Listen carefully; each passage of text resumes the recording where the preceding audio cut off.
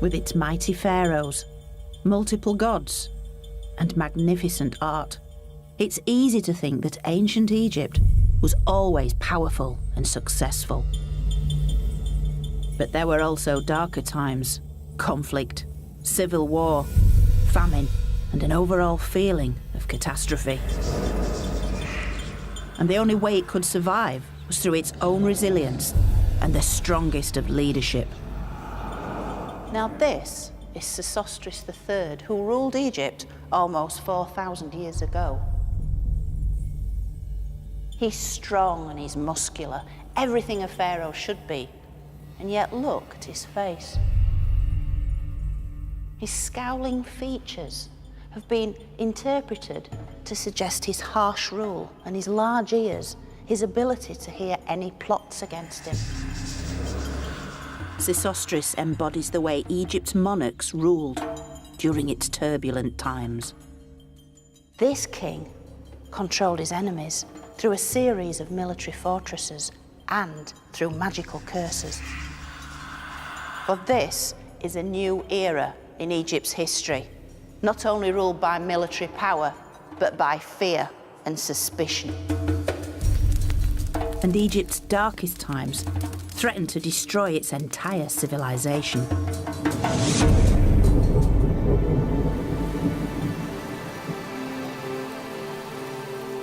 I've already explored how Egypt's ancient culture began thousands of years earlier.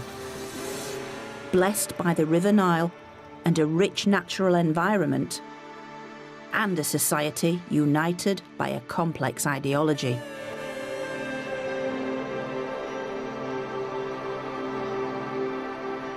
But in this episode, we'll see how the massive self-confidence of the Pyramid Age was not to last, as a dark age brought this civilization to the brink of annihilation. Make no mistake, this is the home of the dead, and we're in amongst them. These were times of famine, civil war, and anarchy. Kings have been reduced to something on a minuscule level. But this collapse triggered one of the greatest revivals of ancient times, with Egypt re-emerging more powerful and wealthy than ever before. Welcome to my story of ancient Egypt.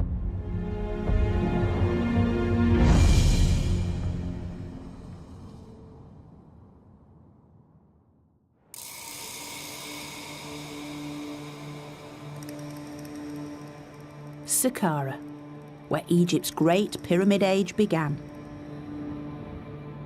But among its glories, there's also evidence of a far less well-known side to Egypt's story.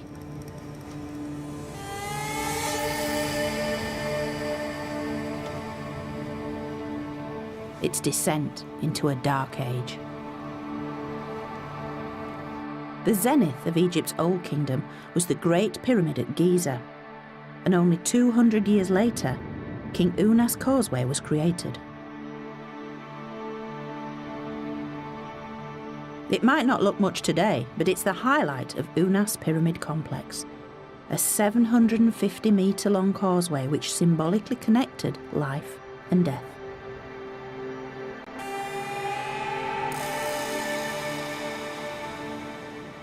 It goes right from the Nile Valley all the way up onto the high desert plateau, right to the foot of the Pyramid of Unas. So it would have been used for his funeral procession, but it would also have drawn up that life-giving force from the valley below up to the city of the dead here at Saqqara. A narrow slit in the roof once allowed enough lighting, but the extraordinary thing is that this causeway was designed for a sole purpose: the king's funeral procession.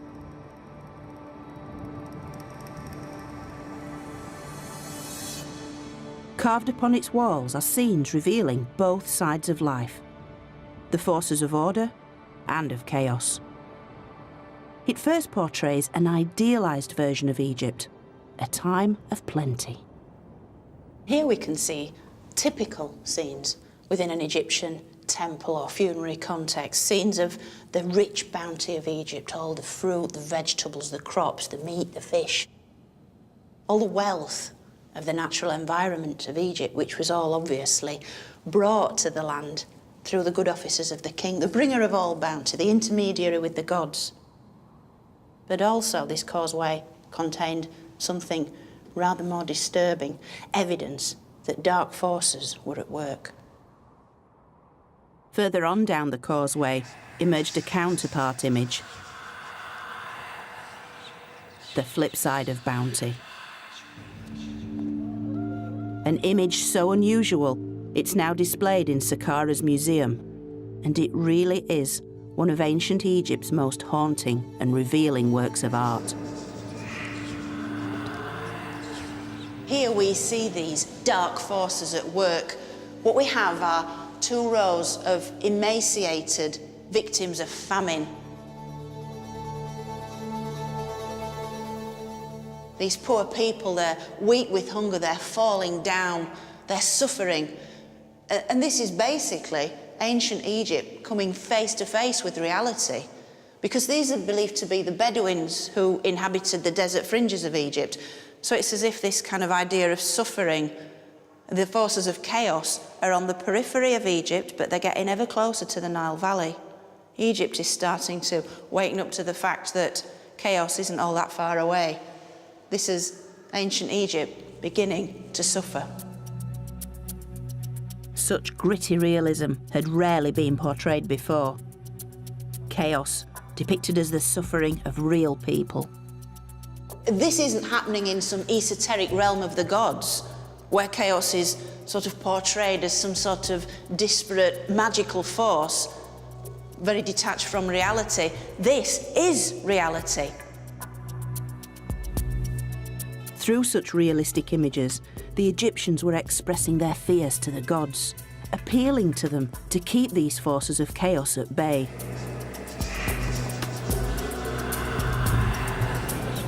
But instead, the starving famine victims would turn out to be a chilling omen.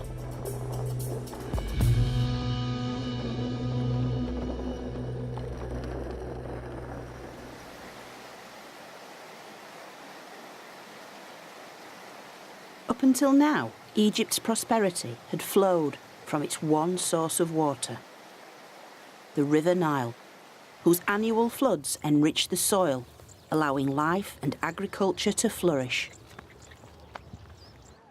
This natural abundance was the very bedrock on which Egypt and its perpetual world order was able to thrive. But this lifeblood was about to run dry. Evidence shows that at the end of the 3rd millennium BC, the Nile flood levels fell dramatically.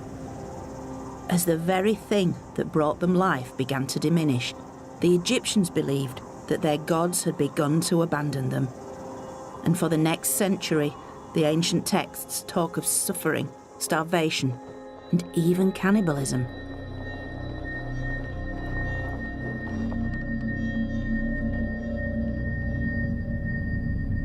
Traditionally, Egyptian society had been built on the belief in the divine power of its kings.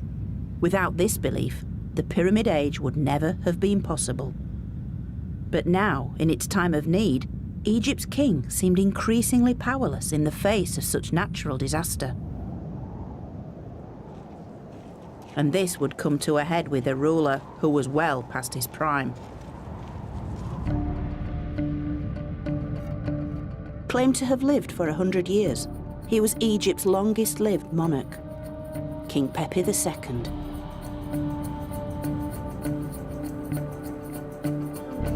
And this space was once a ceremonial running track, the type of place where Pepi would have to display his physical prowess to prove himself to his people. Now, when any pharaoh had celebrated 30 years' reign, they had to perform the Jubilee ceremonies, and this involved running the ceremonial Jubilee race, 4 times round this circuit as King of the North, 4 times round the circuit as King of the South. It was the ultimate public display of their fitness to rule and their strength. It really showed who was in charge of Egypt. But that's where Pepi's advancing age would eventually let him down. Of course, when Pharaoh was relatively young and fit, this would have been a great celebration. But in the case of poor Pepe, then in his 90s, it became all too clear that Pharaoh was no living god, and this really undermined the whole concept of what it was to be a pharaoh. Clearly as mortal as his subjects, any natural disaster must have seemed the fault of this less than superhuman king.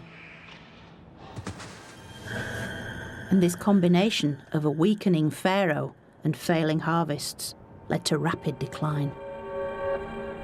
Ancient Egypt now faced its first major political crisis, for the power and apparent divinity of the pharaoh that had been so very important in the Pyramid Age had now vanished. Everything that bound Egyptian society together had begun to fall away, and Egypt was plunged into a dark age.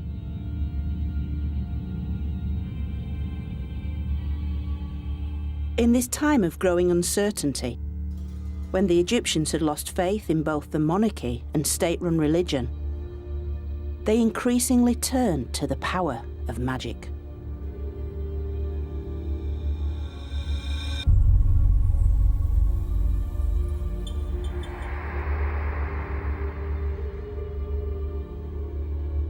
This is a rather unsettling thing. It's an ancient Egyptian mask. It's almost 4,000 years old, and it's made of linen, covered in a thin layer of plaster, and then painted predominantly black with colours picked out on various features. Of course, the Egyptians are well known for making elaborate arrangements for their afterlife. The death mask, placed over the mummified body, recreated the features of the dead to make them recognisable to the gods. But this mask is different. It was made to be worn by the living.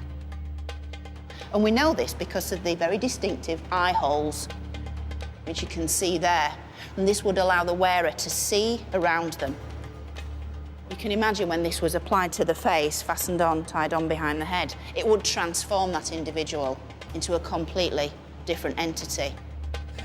Traces of paint on the linen reveal how it might have helped the wearer embody some form of magical being. Whoever wore this was going to some effort to transform their appearance, to try and tap into the hidden forces of the gods and to control the world in which they lived. It's as if the Egyptian individual that wore this was trying to take charge of their own destiny.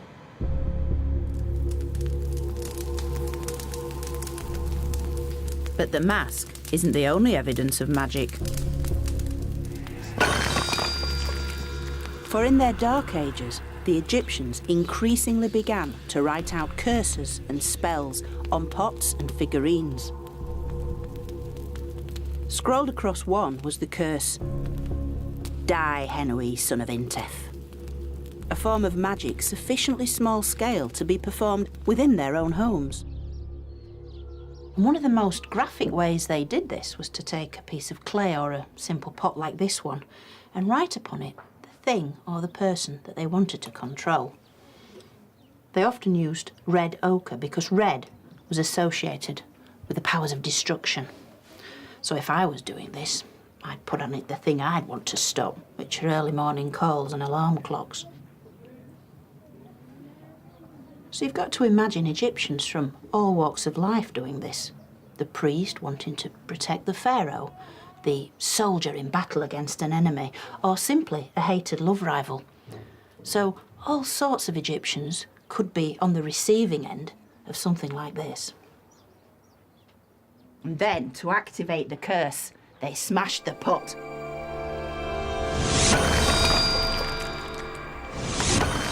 It was a symbolic act to annihilate the name of the enemy, and therefore to control that enemy. Ooh, that does feel better. Not unlike voodoo, such practices are found in many ancient cultures, and Egypt was no exception. But it's far from the way we imagine the formal, time-honoured rituals of the temple, led by the king at the head of the religious hierarchy.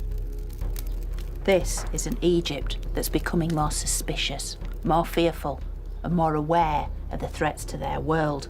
Natural disasters, political breakdown, and foreign powers. And this little wax figurine is a means to control anyone that threatens the balanced order of Egyptian life.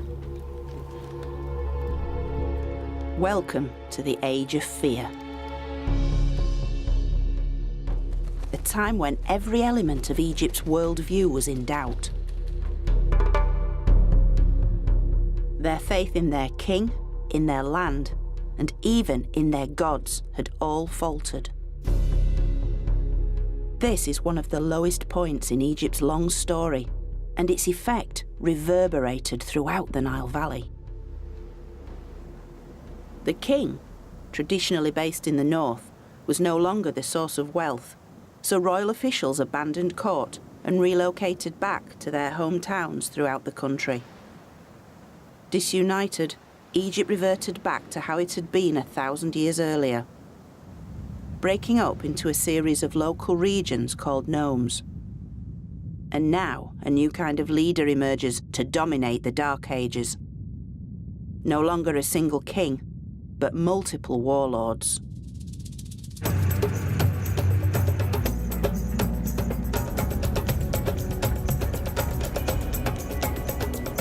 And we know much about one of them because he left his detailed autobiography in his rock-cut tomb at Moala, well away from the usual tourist sites.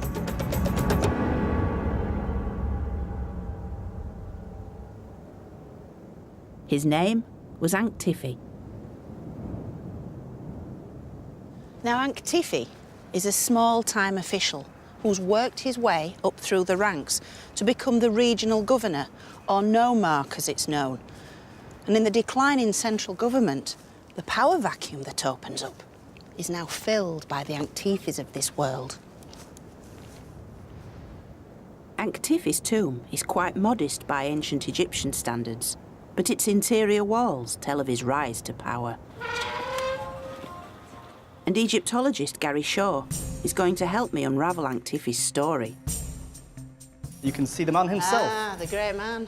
The great man carved, standing there. He's got a great hairstyle. He does. That is lovely. I'm liking him already. Yeah, the man himself, he has a great tomb as well.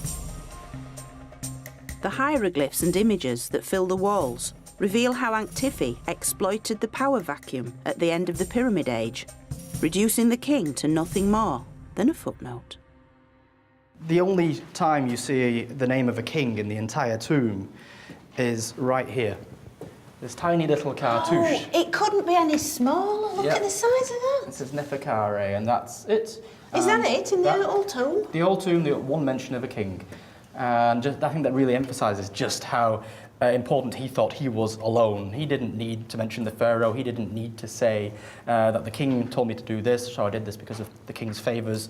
He just did it himself. That is extraordinary. I think that cartouche alone of everything in the tomb encapsulates this whole period. Kings have been reduced to something on a minuscule level, and the local rulers are shown on a huge scale, and it's all about them, isn't it? Ankh-Tifi had enhanced his own political career and wanted to ensure the gods were in no doubt as to his importance. So the elaborate language, once exclusive to the king, was now part of Ankh-Tifi's own boastful propaganda. This warlord was an egomaniac. He also says that he's a hero without equal, without peer. And you get that here. I'm a hero without peer. And pretty much almost every inscription in this tomb ends or includes this statement at some point inside. And what did he do to kind of justify these claims? He emphasises all the good things he did for the people. This was meant to be a time of drought and famine, so we're told in the texts, and he tried to guide them through this. He was managing it by feeding everybody and doing all sorts of good things, giving bread to the hungry, ointment to those without ointment, and sandals for those who were barefoot, and wives for those without wives. So it's basically telling us about a time of turmoil. Yeah, but he's probably just over-exaggerating, because the more he exaggerates just how awful it is, the more great he looks when he says, well, these are the nice things I did for everybody. Yeah. And you get this here. He talks about the entire south dying from hunger. Oh, look at that. That's Yep. a really graphic hieroglyph. I love that. The guy falling over, Oh, dead body. He's definitely dead. Yes. But then it gets even worse. It says that every single man is eating his children. He didn't allow this to happen in his nome, of course. Where he lived, everything was fine. And at the same time, he's also a fantastic warrior, we're told over here. Inevitably. How did I know that was coming? Yeah, absolutely, yeah. These texts on this particular column talk about his abilities as a warrior. In his biggest boast of all, Antifi, the local hero, almost claims the status of a god. I am the beginning and the end of mankind, since nobody like myself existed before, nor will he exist. In Egypt's Dark Age, warlords like Antifi had replaced the real kings of Egypt. And Antifi's delusions of grandeur, so vividly expressed inside his tomb, are even more emphasised on the outside because he chose burial inside a rock shaped like a natural pyramid. He wanted to be the local pharaoh. And in a way, he was, because whoever fed and protected the people also led the people. But as the power of warlords like Antifi grew, so did the conflicts between them. And over time, as they either defeated their neighbours or formed alliances with them, two separate dynasties of warlord kings emerged. One in the north at Heracleopolis, where they wore the red crown of Lower Egypt, and one in the south at Thebes, symbolised by the white crown of Upper Egypt. Egypt was a divided kingdom of two lands, and between them lay a war zone.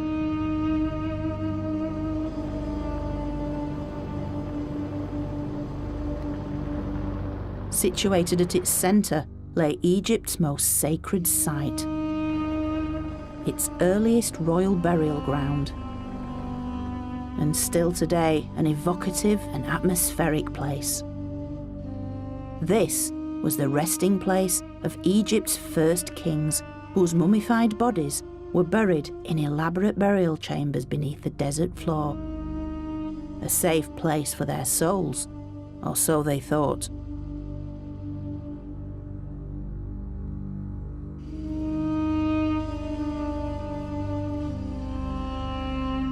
But hostilities between the two warring factions were about to plumb new depths of horror. With an assault so blasphemous, it would change the face of Egypt forever. One of the most violent acts was recorded in later texts as the vile deed.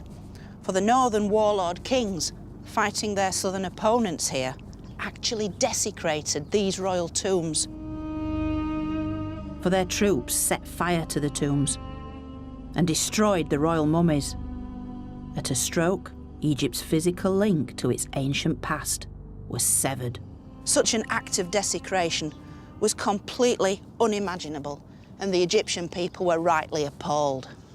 Although the northern kings deeply regretted what their troops had done, the destruction was irreversible, and the origins of Egypt's royal past lost forever.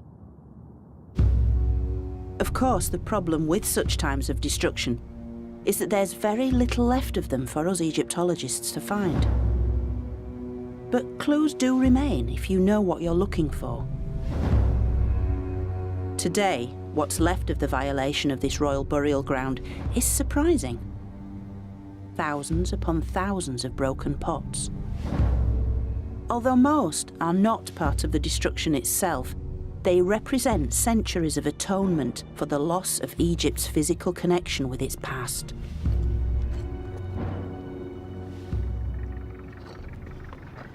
Now, not long after the desecration, this became a place of pilgrimage where people came with little pots like this one, filled with food, drink, incense, which they offered up to the souls of the dead kings once buried here.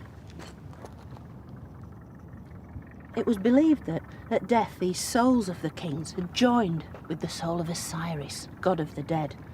And as this place became a site of pilgrimage, it's as if the people of Egypt were trying to make amends for the desecration of the past.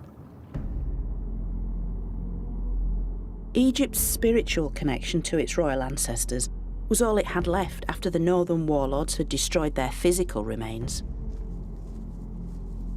And the desecration soon provoked violent retaliation. Directly across the desert from Abydos lay Thebes, the stronghold of the southern warlords.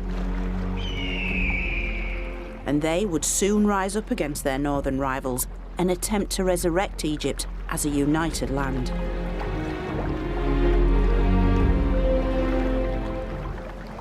Back in 2000 BC, Thebes was a one-donkey town, and yet its warlords had two distinct advantages over other leaders. They lived on a bend in the Nile called a Kenna Bend, a strategic control point of rich farmland. And their local god was Montu, the god of war. The warlords of Thebes would reunite Egypt, and one in particular came to the fore. His images were carved into the walls of his Theban tomb complex, and his name tells us much. This is the Theban warlord, Montuhotep. And there's a real clue as to what was happening at this part of Egyptian history, because his name, Montuhotep, means the local war god Montu is content, because Hotep simply means content and happy. So, if the war god was happy with Montuhotep, this means that he was a very powerful military figure. And this is a wonderful scene. There are a lot of little clues here to tell us what's going on. And if you look really closely, you can see hands embracing him, flanking him at his back, at his front, around his middle. He's been embraced by the gods, chief amongst whom is Montu himself. And there he is. He's nose to nose with the king. He's giving him the breath of life and infusing him with his own divine power. It was the power of victory, one that finally brought an end to Egypt's first dark age. Montuhotep really did live up to his name as a true son of the war god, because he took his armies north, he conquered the north, and he reunited Egypt. But best of all, he's got the red crown on. And this is the red crown of the north, because Montuhotep is declaring to the world, I might be a southerner, I might be from Thebes, I should be wearing the white crown, but look at me now, I have the red crown. I am the king of the north and the king of the south, and I have reunited Egypt. As Egypt's new king, he became Montuhotep II. But his victory came at a high price. The grim details of what his soldiers went through can be found on Thebes' west bank at Deir el-Bahri. It was inside one of the tombs here that the remains of Montuhotep's warriors were uncovered in 1923. Their bodies silent witnesses to Egypt's civil war of 4,000 years ago, which careful analysis revealed in fascinating detail. Now, the archaeologists found around 60 bodies in the tomb, and these are the original excavation photographs. All of them had been naturally preserved, naturally mummified in the hot, dry climate, so you've still got the skin and the hair. And crucially, evidence of how these men had fought and died. Some of these bodies had been pierced by arrows. This one goes right into the left side of the chest. Others had actually been buried with these leather wrist guards that archers use. 10 of the warriors had been killed with ebony-tipped arrows. But in others, the wounds are even more brutal. You can see here somebody's hit this man on the head with a real whack, and you can see this very, very graphic area of damage there. And after these series of furious blows had been rained down on these poor guys, they lay helpless on the field of battle, their bodies picked at by vultures. You can see here the dreadful damage. It's such a profound image. The bodies reveal evidence of the weapons used against them as they fought for control of Egypt. Arrows, slingshot, and even rocks had been hurled at the warriors from above. Eventually, their bodies were collected from the battlefield and carefully wrapped in linen. This linen bore the insignia of the Theban tomb complex, belonging to their leader Montahotep. But just as significant as the bodies themselves was where Montahotep chose to bury his fallen heroes. Today, the warrior's resting place is a little-known sealed tomb. But 4,000 years ago, Montahotep honoured his dead soldiers with a burial amongst the graves of his highest officials, making them part of his monument to victory. The new king had created what could well be the world's first known war cemetery. Now, I'm lucky enough to have been given special permission to see Montahotep's soldiers for the first time. These guys are going to be taking down the tomb wall for me, allowing me to actually meet the very people who fought in Egypt's civil war around 2000 BC. So I am very, very excited.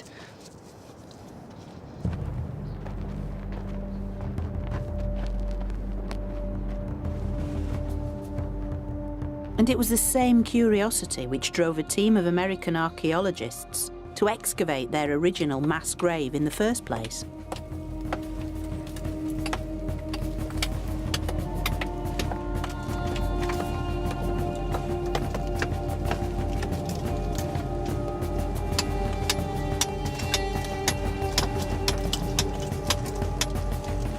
Now reburied in a neighbouring tomb, the bodies of Montahotep's soldiers have rarely seen the light of day since their discovery over 90 years ago. كله تمام ولا؟ كله تمام. شكراً جزيلاً. شكراً. مية مية. Now, this is really, really super frustrating, but in the interests of health and safety, I can't go in there immediately, much as I really want to, because all the stale air's built up as the wall's being sealed, and we've really got to let this out with all the fungal spores and the bacteria and everything else that's so detrimental to health. Early Egyptologists tended to rush straight in and risk the so-called Pharaoh's curse, so a little waiting is essential.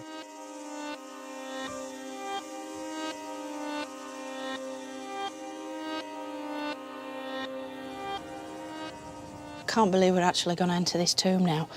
It's one of those rare moments you get in a Egyptological career, into a tomb that's hardly ever visited. The wall had to come down, and who knows what we're going to find inside, because I certainly have never seen this before, so it's a very, very special moment.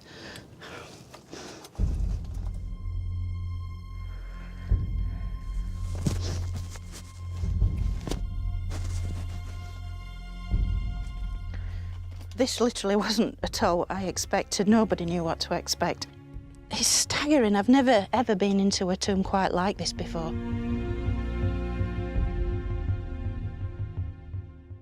The mask is a very good idea because there's all sorts of things floating around in the atmosphere in here, not just the dust of ages, but the dust of human beings.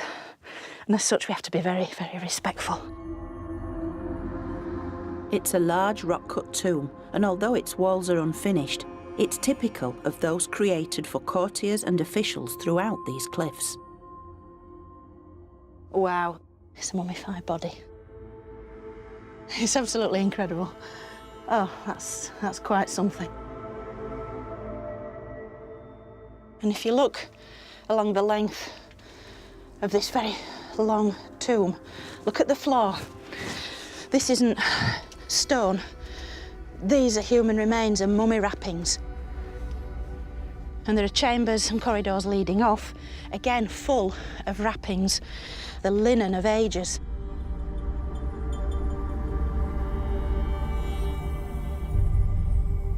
Some of it is claimed to be the very linen that bound the bodies of Montahotep's warriors to help preserve them for eternity. But at first glance, it's hard to get a clear picture, for this particular tomb seems to have been reused many times during Egypt's long history. Part of a shoulder. You see the way the skin's folded and dried out. partial human body, still with much of its soft tissue intact. It hits you immediately in the face and you're confronted with what a tomb is all about. Make no mistake, this is the home of the dead and we're in amongst them. It's a very, very emotive and powerful place to be. But what's striking is how little is left of their bodies. Like many other tombs up and down the Nile, they've been subjected to centuries of looting and damage. And amongst all these linen wrappings and debris and the human remains themselves are the tangible remains of these men who died so bravely in their efforts to reunify Egypt for Montuhotep, their leader.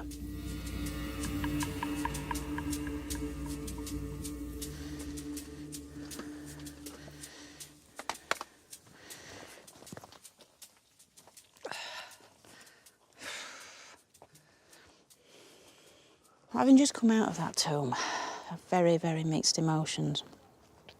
I don't really know what I was expecting to see. Certainly some of Montuhotep's soldiers. Perhaps some of them were, it's highly likely. Essentially, what we're looking at are the ancient Egyptians themselves. These are the ancient Egyptians. Temples, tombs, pyramids, this wonderful culture. It's all well and good studying these esoteric aspects that are distinct and marvellous and grand, but when it comes down to it, the things we should really be interested in are these people.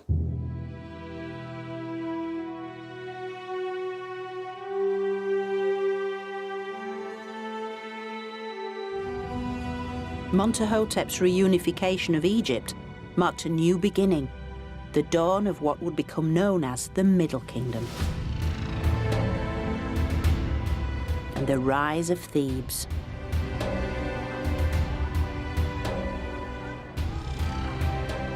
Montuhotep made it the new spiritual heart of Egypt.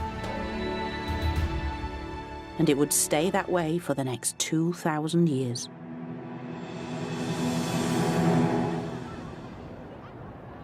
But whereas the war god Montu had dominated the previous century of Egypt's story, the deity that now took centre stage was Hathor, the goddess of love, joy, beauty, and motherhood.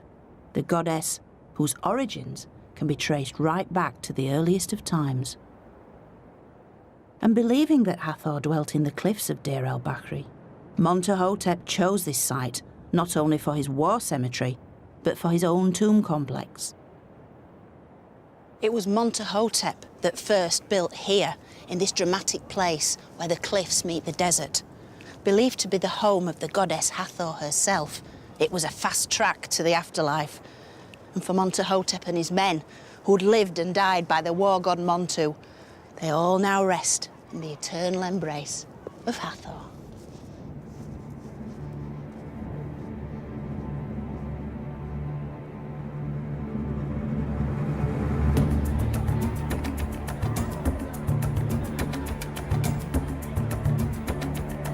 The first to build at Deir el-Bahri was Montuhotep, the founder of a reunified Egypt. He was so influential that almost 600 years later, female pharaoh Hatshepsut built her own funerary temple right next door to tap into the religious and political power of her illustrious predecessor.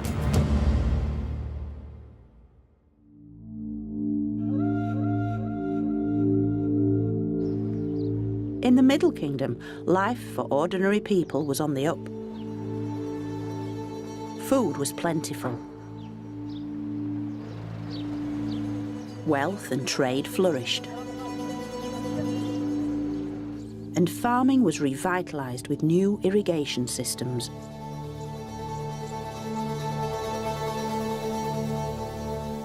Yet the Dark Age had nonetheless left its mark on the Egyptian mindset, as revealed in the way they prepared for the afterlife. In the Old Kingdom, tomb walls were often covered in elaborate scenes and texts, replicating an idealised version of the Egyptian world. But in the Dark Ages, people had seen their sacred sites ripped apart, So instead of such tomb art, many in the Middle Kingdom opted for its cheaper equivalent, with something much smaller and much more intimate.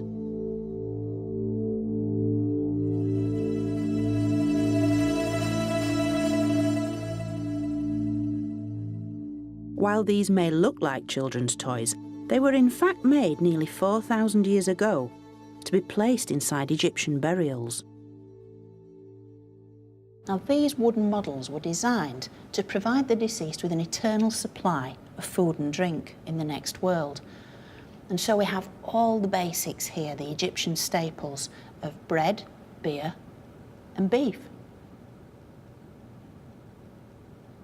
So we have the bakers at this end, and they're grinding the grain to make flour, which will then be made into the bread loaves that are cooked in this fire. And the baker is in front there. The arms are quite damaged, but presumably shielding his face from the heat, as we know from other examples. Move to the middle, and we have the butcher here, and he's cutting the throat of this ox, and the legs are bound here to keep the animal in situ while the deed is done. And then we move on to the end, and we have the brewer. This is a fabulous, fabulous example, because he's pushing the mash through a sieve, and the sieve's even being drawn on there, on the top. Actually, in proportion with the rest of it, this individual's ordered rather more beer than either bread or beef, because this section of the model is almost half its length. But you can see the vats of beer carefully laid on their side. It's a wonderfully evocative piece. These people have been working for 4,000 years, and they're still at it. Look at them. The key elements of Egyptian culture were back, and they look little different from times of plenty in the previous millennium. Look at this busy crew grappling with the sail, poles ready to launch the boat off the Nile's banks. And this granary silo. Inside, workers haul sacks of barley, while a scribe counts the crop.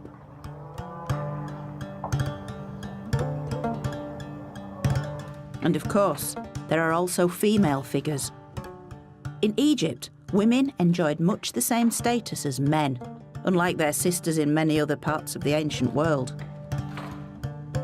They're also producing one of the Egyptian staples, but linen, the cloth, which was used to make pretty much every Egyptian garment. When you see this standing woman here, she's spinning the thread with this spindle. And the thread that she's busy making, she'll then hand on to her two companions here, the weavers, and they're using this horizontal loom that's pegged to the ground to produce the bolts of cloth which will be fashioned into the wraparound dresses, the kilts, the loincloths, as worn by pretty much every ancient Egyptian man, woman and child. The lives depicted in these busy little scenes are the comfortable and the familiar, representing the Egyptian idea of security. This isn't Tutankhamun's death mask, this isn't the finest piece of art you'll ever see, but that isn't the point. These are real people doing real jobs. This is ancient Egypt up close and personal. Order had been restored within Egypt, but the fears that once tore Egypt apart hadn't disappeared entirely. For now they were projected outwards, to the world beyond its borders. So Middle Kingdom monarchs, like stern old Sesostris III, focused on national security and wealth creation. Sesostris is infamous for his devastating military campaigns south into gold-rich Nubia. But he also opted for a more permanent kind of control by building castles. Now this is a map of southern Egypt and Nubia, which is modern-day Sudan, and where Aswan is, that was the border between the two. And Egypt maintained its control over Nubia through a series of forts. With around 8 of these built by Sesostris himself, these Middle Kingdom forts were within signalling distance of one another, along the southern Nile, down into Nubia. They were all part of a massive state building programme designed to subjugate the local population and maintain the flow of goods and people up into Egypt, particularly Nubian gold. Very few of these forts still survive.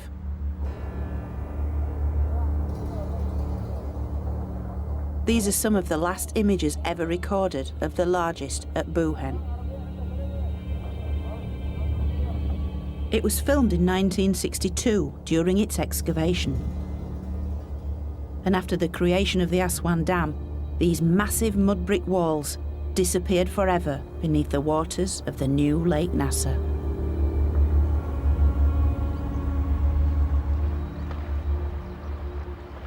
But Buhen isn't completely lost to us because the excavation records are kept here at the Egypt Exploration Society, and they reveal an unexpected aspect of Middle Kingdom Egypt. As well as photographs, they hold architectural plans of the fort drawn up during the excavations, giving a real insight into the immense scale of the Egyptian crackdown in Nubia. Hiya, Chris. Hi, Joe. How are you? I'm well, thank you. Good. Oh, this looks like an amazing photograph. Yeah. What does it actually show? Well, this is an aerial photograph, Joe. So what we can see here, along the bottom, this strip is actually the River Nile.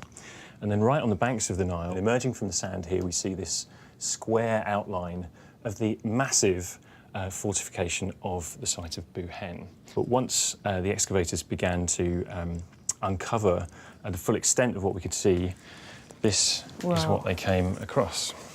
That just looks like a medieval castle, doesn't it? Very rarely do you think ancient Egypt, oh yeah, castles. And yet, here is the evidence in front of us. Absolutely. Designed to keep the enemy out, Buhen shares features with the castles of Europe, but all constructed 3,000 years earlier. Most astonishing of all is its sheer size. There's a little scale on this map, it gives you an idea. This is roughly 100 metres. So just the Nile-facing wall here is well over 400 metres long. And if you think about the Great Pyramid of Khufu at Giza, that's 200 metres along the base. So we're talking about the length of two Great Pyramids along here. The total circumference of this wall is well over a mile. And the walls, these outer walls, are 11 metres high. Inside which you could fit around 20 football pitches. Because as well as controlling the Nubian gold supply, Egypt intended to rule by intimidation. This is the Middle Kingdom's great monumental architectural statement. Pyramids, monumental tombs, were not really the kinds of buildings they needed. What they very much needed were these heavily fortified fortress towns to guard the frontier of their territory. When this fortress arrives in the barren, empty desert landscape in the Middle Kingdom, this would have been a massive statement. Something very, very big, powerful, strong, scary has suddenly arrived in the desert. So anybody travelling from Nubia north into Egypt has to sail past this, and this would have taken quite a while to sail past, wouldn't it? Absolutely, yeah. Imagine looking up, you're in a little boat on the Nile and you're looking up and up and up and up, Yep. and you can see all these arrow slits, people training their arrows perhaps on you, just, you know you're being watched. It's Yeah, that big exactly. brother mentality, isn't it? Exactly.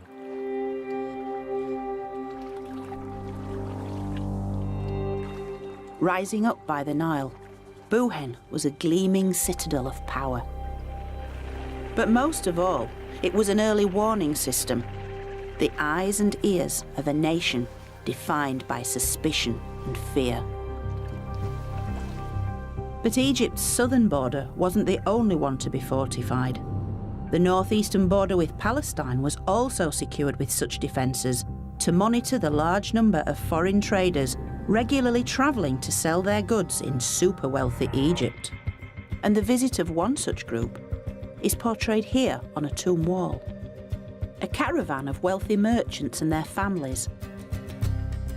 Clearly not Egyptian, with their distinctive hairstyles and brightly coloured clothes. Known as the Amu people, they traded in such goods as the black lead ore, vital for Egypt's production of eye makeup. and their distinctive pottery has been found across the Nile Delta, where many of them settled to live and work among the Egyptians. But within a century, some of these Amu had infiltrated high office and eventually took over Egypt itself. Now, these nomadic Amu people who came in and out of Egypt on a regular basis to trade are portrayed here in this wonderful tomb scene. And yet the most important part of the entire scenario are three small hieroglyphs right in the middle. They reveal one of the other terms the Egyptians used to name the Amu. It's basically a crook, a sceptre, and that's written with two symbols, and that's pronounced Heka. It means ruler. And then the third of the three symbols is kind of undulating uplands, which means desert or hill country. Basically, the Egyptians used this symbol to denote a foreign land. So you put these signs together, ruler of foreign lands. And this really is the clue to what happened next, because these Amu of Palestinian origin eventually became the Hyksos. The Heka-Hassut are the Hyksos, and they ruled Egypt from the north between 1650 and 1550 BC. But as tension between the foreign rulers and their Egyptian subjects gradually escalated, Egypt entered a second dark age. The Hyksos made an alliance with the Nubians to the south, and the Egyptians found themselves trapped between two enemies. Although we know little of this difficult time, some fascinating texts do survive. Perhaps the most compelling are the words of a royal letter sent by the Hyksos king south to Thebes. Its message would prove so explosive that it galvanised the Thebans to once more regain control of their land. Now, this letter was either a colossal diplomatic faux pas or simply downright rudeness, and it involved the Egyptian goddess Taweret, the pugnacious, blade-wielding hippo. Taweret may have been a protective deity, but she was also a ferocious creature, with features borrowed from the hippo and the crocodile, animals the Egyptians feared. So it seems the Hyksos king Apophis set out deliberately to insult the Thebans.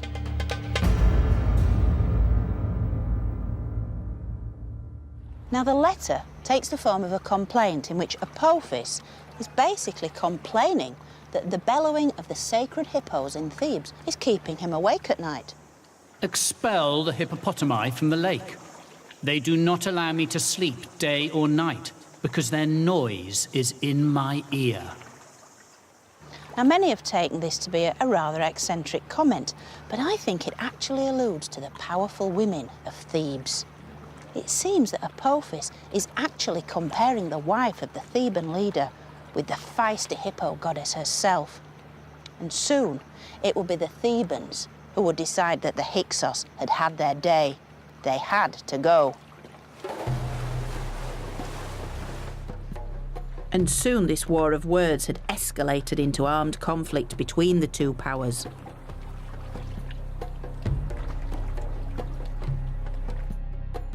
But the Egyptians of Thebes had also gained the means to launch their attack with something developed by the Hyksos themselves: state-of-the-art weaponry. In particular, a new kind of bow, known today as the composite bow. It would revolutionise Egyptian warfare. Wasn't it a lovely shape? It's a beautiful thing. This may look like a bow made of solid wood, similar to those the Egyptians had always used. But the secret of the composite bow is all down to the elements within. It's composite because it's made out of different materials all joined together. So there's a wooden core forming the centre of the bow, but inside the curve, on the belly of the bow, is horn glued onto the wood, which forms a really powerful spring. So the cow horn will go there? Yeah, that's right, on the inside of the curve. And then on the outside of the curve, an even more unpromising material, sinew, which looks like something the cat would enjoy. And that's all covered over with birch bark to protect the glue from the elements. Before the Hyksos occupation, the Egyptians had shot arrows from bows carved from solid wood. They were quite large, unwieldy, and only effective at fairly close range. But in the composite bow, animal horn added flexibility and the sinew strength, It's a clever combination of ingredients, isn't it? making it the ultimate in ancient archery. It just asks you to do that, doesn't it? It does. It's fabulous. There's a real sense of power behind this, isn't there? It's a beautiful thing. Let me show you. So this is why it's such a game changer, really, because it's a bow that you can use. It's quite short, you can use it in a chariot, and yet... Whoa, that was brilliant! Well done. The composite bow was easier to handle and shot faster arrows with much greater accuracy. The Egyptians had little choice but to adapt or remain an occupied nation. So by copying the new military technology, they were eventually able to push the Hyksos out of Egypt, all the way back to Palestine, securing Egypt's northern frontier once again.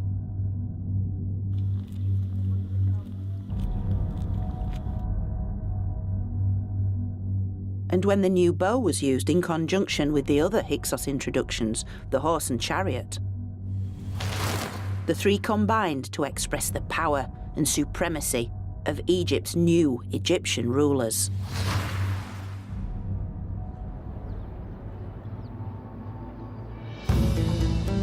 This marked the start of the New Kingdom, which began when the powerful Theban leaders took the throne. This dramatic rebirth in royal power was mirrored by the rise of Thebes' local god, Amun, based at his cult centre, the Temple of Karnak. And it would be Amun who now protected Egypt and its kings. Yet thanks to the Hyksos legacy, these were a new kind of king. And it's on this temple's walls we can clearly see the effect of the Hyksos occupation.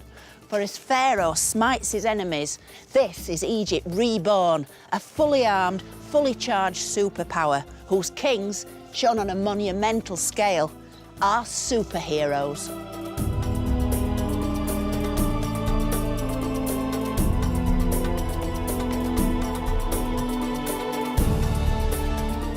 Over some 800 years since the Pyramid Age, Egypt's story had been one of upheaval, collapse, finally rebirth. The Egyptians had reclaimed their culture and entered a truly golden age.